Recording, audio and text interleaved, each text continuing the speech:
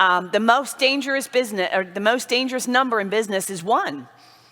And if you think about the reason why you hang on to people that you know are poor performers, will not improve, cannot improve, who have bad attitudes, it's almost always because you can't afford to replace them. Like, you have work that needs to be done, and as dysfunctional as they are, as irritating as they are, as disruptive as they are, you let them hang around because you can't replace them. If you had somebody who was better that you could replace them, how many of you would replace that person in a hot second, right?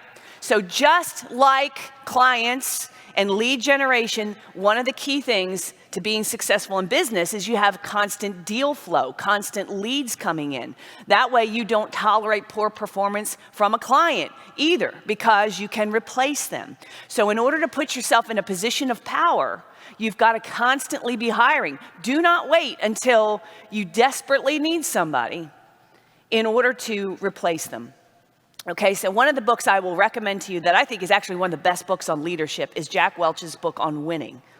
And one of his principles is, he said this in the book, you want to replace, if you have top performers on your team, you want to be in a position where you can replace them within 8 days or less of them leaving or being fired. Because what it does is it sends a message to everybody in the organization that you are replaceable.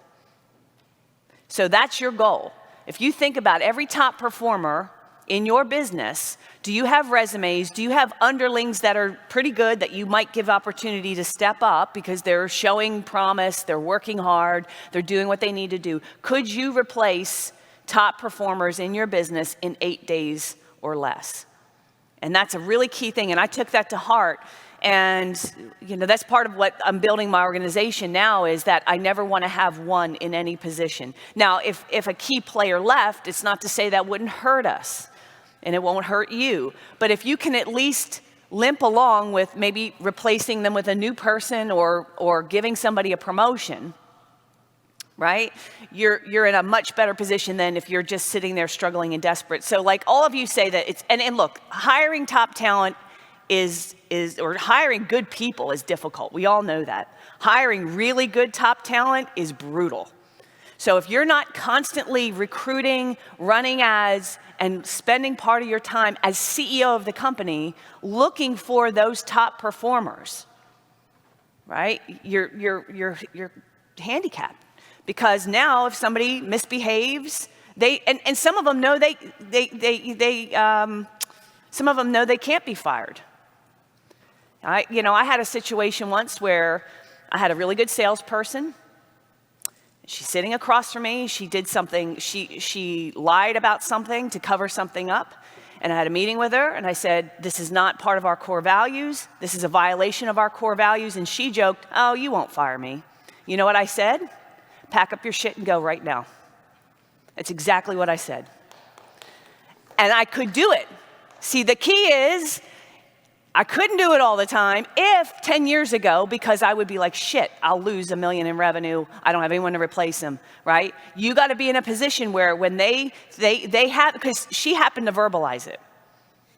They're thinking it. If they know you don't have anybody else, they might not verbalize it. She was stupid enough to verbalize it to me. But you have to be in that position. So I'm telling you right now, if you don't take anything else from this presentation, if you just do this one thing, right? And I think that's the hardest part of being in business. Everyone wants to know, what's the one thing? What's the one thing? The one thing that's the hardest thing is getting everything working, because you can't just be working on marketing or just be working on operations or just be working on, there's a million things that you got to keep going.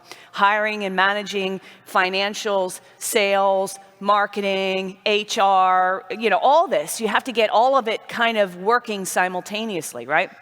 But at least carve out some time. You as the leader have to carve out some time to be hiring people. So